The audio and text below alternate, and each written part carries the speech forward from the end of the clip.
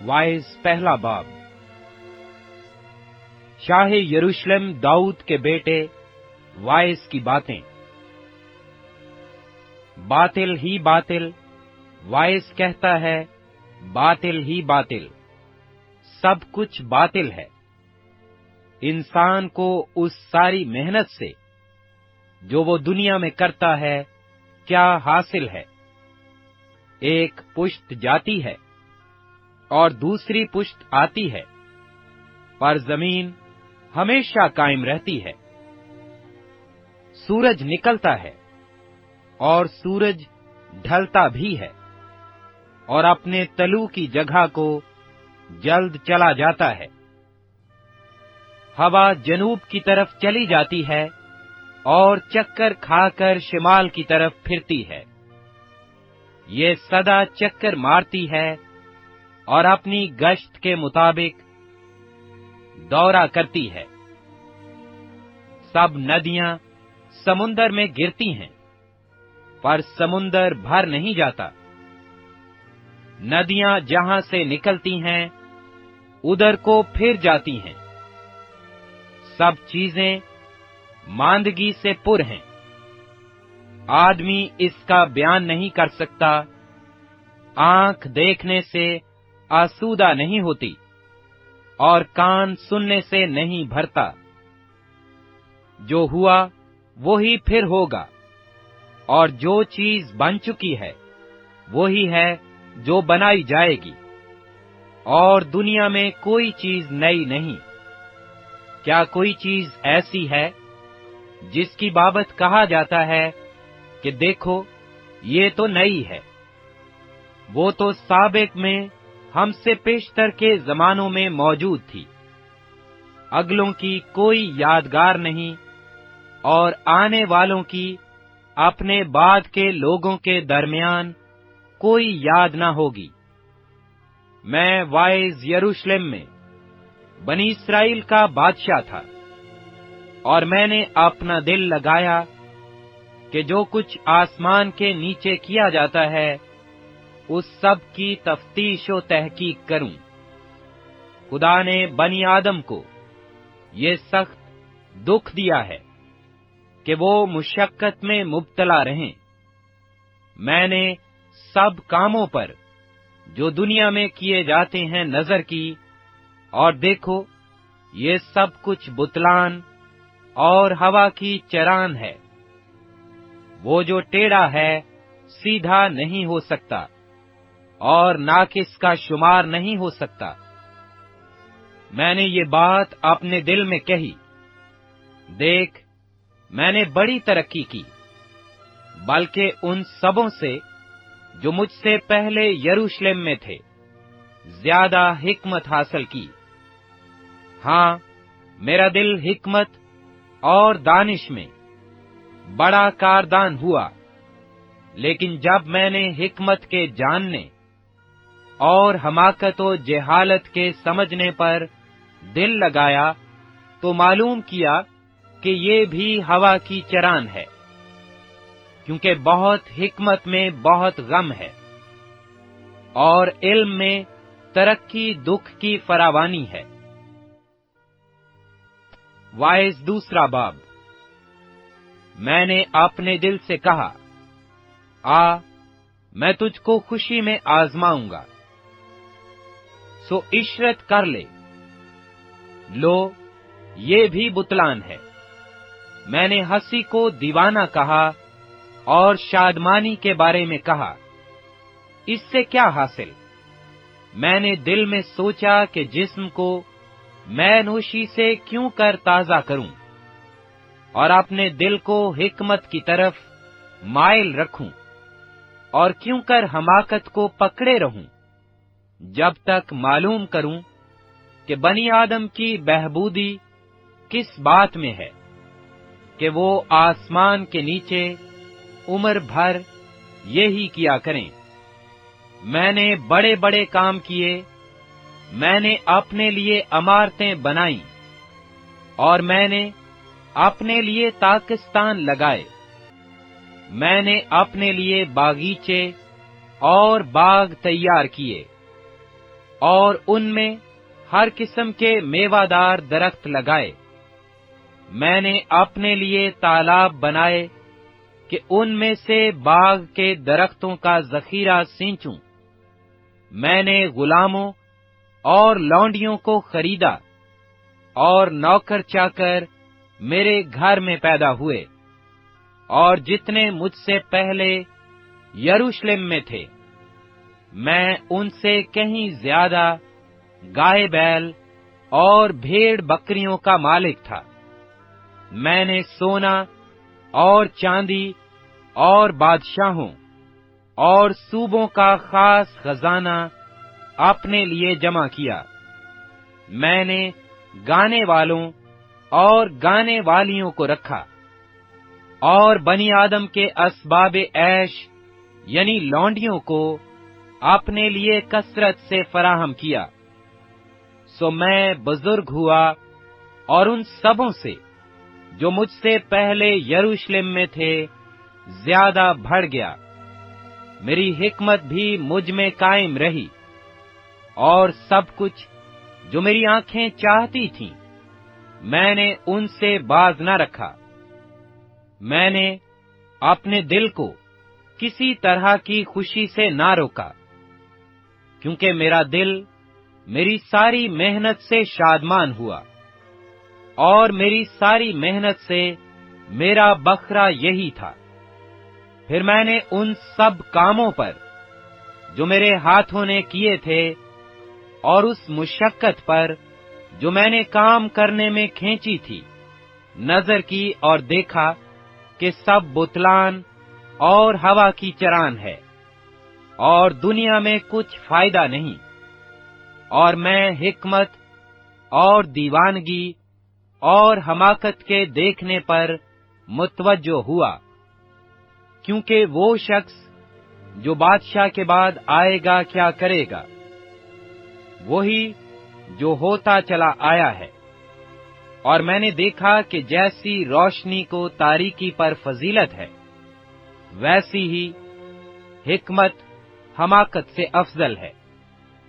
دانشور اپنی آنکھیں اپنے سر میں رکھتا ہے، پر احمق اندھیرے میں چلتا ہے۔ تو بھی میں جان گیا کہ ایک ہی حادثہ ان سب پر گزرتا ہے۔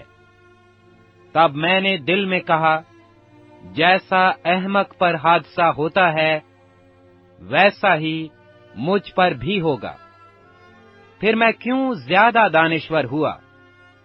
سو میں نے دل میں کہا کہ یہ بھی بتلان ہے، کیونکہ نہ دانشور اور نہ احمق کی یادگار اب تک رہے گی، اس لیے کہ آنے والے دنوں میں سب کچھ فراموش ہو چکے گا۔ اور دانشور کیوں کر احمق کی طرح مرتا ہے؟ پس میں زندگی سے بیزار ہوا، کیونکہ جو کام دنیا میں کیا جاتا ہے مجھے بہت برا معلوم ہوا، کیونکہ سب بتلان اور ہوا کی چران ہے۔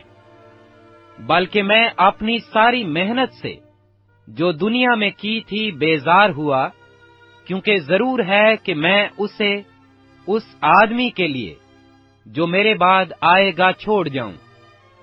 اور کون جانتا ہے کہ وہ دانشور ہوگا یا احمق؟ بہرحال وہ میری ساری محنت کے کام پر جو میں نے کیا اور جس میں نے دنیا میں اپنی حکمت ظاہر کی ضابط ہوگا، یہ بھی بتلان ہے۔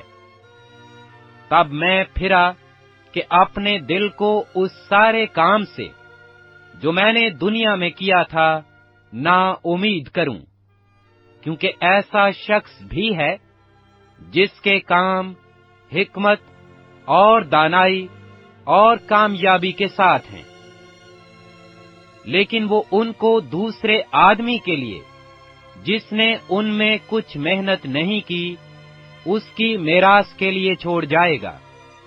یہ بھی بتلان اور بلائے عظیم ہے، کیونکہ آدمی کو اس کی ساری مشقت اور جانفشانی سے جو اس نے دنیا میں کی کیا حاصل ہے؟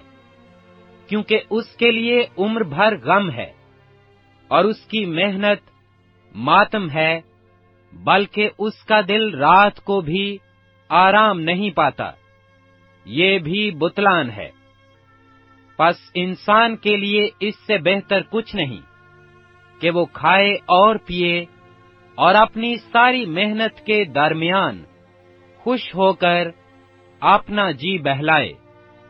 میں نے دیکھا کہ یہ بھی خدا کے ہاتھ سے ہے، اس لیے کہ مجھ سے زیادہ کون کھا سکتا اور کون مزہ اڑا سکتا ہے، کیونکہ وہ اس آدمی کو جو اس کے حضور میں اچھا ہے حکمت اور دانائی اور خوشی بخشتا ہے، لیکن گنہگار کو زحمت دیتا ہے کہ وہ جمع کرے اور انبار لگائے، تاکہ اسے دے جو خدا کا پسندیدہ ہے۔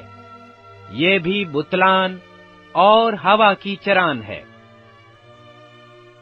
وائس 3 باب۔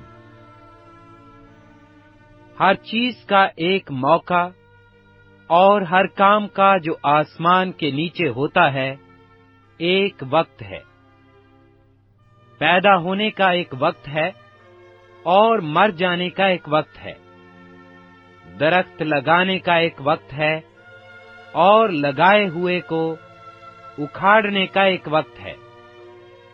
مار ڈالنے کا ایک وقت ہے اور شفا دینے کا ایک وقت ہے۔ ڈھانے کا ایک وقت ہے اور تعمیر کرنے کا ایک وقت ہے۔ رونے کا ایک وقت ہے اور ہنسنے کا ایک وقت ہے۔ غم کھانے کا ایک وقت ہے اور ناچنے کا ایک وقت ہے۔ پتھر پھینکنے کا ایک وقت ہے اور پتھر بٹورنے کا ایک وقت ہے۔ ہم آگوشی کا ایک وقت ہے اور ہم آگوشی سے باز رہنے کا ایک وقت ہے۔ حاصل کرنے کا ایک وقت ہے اور کھو دینے کا ایک وقت ہے۔ رکھ چھوڑنے کا ایک وقت ہے اور پھینک دینے کا ایک وقت ہے۔ پھاڑنے کا ایک وقت ہے اور سینے کا ایک وقت ہے۔ چپ رہنے کا ایک وقت ہے اور بولنے کا ایک وقت ہے۔ محبت کا ایک وقت ہے اور عداوت کا ایک وقت ہے۔ جنگ کا ایک وقت ہے اور صلح کا ایک وقت ہے۔ کام کرنے والے کو اس سے جس میں وہ محنت کرتا ہے کیا حاصل ہوتا ہے۔ میں نے اس سخت دکھ کو دیکھا جو خدا نے بنی آدم کو دیا ہے کہ وہ مشقت میں مبتلا رہیں۔ اس نے ہر ایک چیز کو اس کے وقت میں خوب بنایا اور اس نے ابدیت کو بھی ان کے دل میں جاگزین کیا ہے، اس لیے کہ انسان اس کام کو جو خدا شروع سے آخر تک کرتا ہے دریافت نہیں کر سکتا۔ میں یقیناً جانتا ہوں کہ انسان کے لیے یہی بہتر ہے کہ خوش وقت ہو اور جب تک جیتا رہے نیکی کرے، اور یہ بھی کہ ہر ایک انسان کھائے اور پیے اور اپنی ساری محنت سے فائدہ اٹھائے، یہ بھی خدا کی بخشش ہے۔ اور مجھ کو یقین ہے کہ سب کچھ جو خدا کرتا ہے ہمیشہ کے لیے ہے، اس میں کچھ کمی بیشی نہیں ہو سکتی، اور خدا نے یہ اس لیے کیا ہے کہ لوگ اس کے حضور ڈرتے رہیں۔ جو کچھ ہے وہ پہلے ہو چکا، اور جو کچھ ہونے کو ہے وہ بھی ہو چکا، اور خدا گزشتہ کو پھر طلب کرتا ہے۔ پھر میں نے دنیا میں دیکھا کہ عدالت گاہ میں ظلم ہے اور صداقت کے مکان میں شرارت ہے۔ تب میں نے دل میں کہا کہ خدا راست بازوں اور شریروں کی عدالت کرے گا، کیونکہ ہر ایک امر اور ہر ایک کام کا ایک وقت ہے۔ میں نے دل میں کہا کہ یہ بنی آدم کے لیے ہے کہ خدا ان کو جانچے اور وہ سمجھ لیں کہ ہم خود حیوان ہیں، کیونکہ جو کچھ بنی آدم پر گزرتا ہے وہی حیوان پر گزرتا ہے۔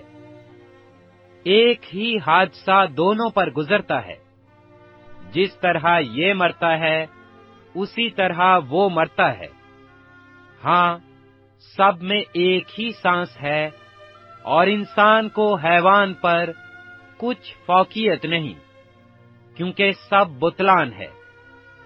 سب کے سب ایک ہی جگہ جاتے ہیں، سب کے سب خاک سے ہیں، اور سب کے سب پھر خاک سے جا ملتے ہیں۔ کون جانتا ہے کہ انسان کی روح اوپر چڑھتی اور حیوان کی روح زمین کی طرف نیچے کو جاتی ہے؟ پس میں نے دیکھا کہ انسان کے لیے اس سے بہتر کچھ نہیں کہ وہ اپنے کاروبار میں خوش رہے، اس لیے کہ اس کا بکھرا یہی ہے، کیونکہ کون اسے واپس لائے گا کہ جو کچھ اس کے بعد ہوگا دیکھ لے۔ وائس چوتھا باب۔ تب میں نے پھر کر اس تمام ظلم پر جو دنیا میں ہوتا ہے نظر کی، اور مظلوموں کے آنسوؤں کو دیکھا،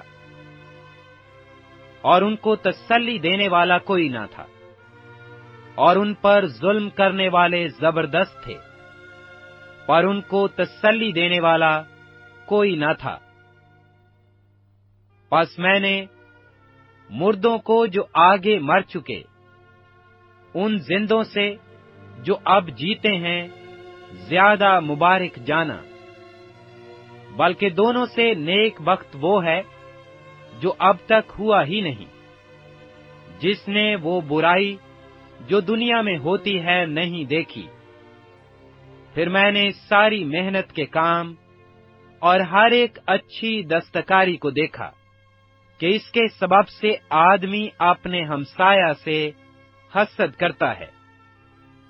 یہ بھی بتلان اور ہوا کی چران ہے۔ بے دانش اپنے ہاتھ سمیٹتا ہے اور آپ ہی اپنا گوشت کھاتا ہے۔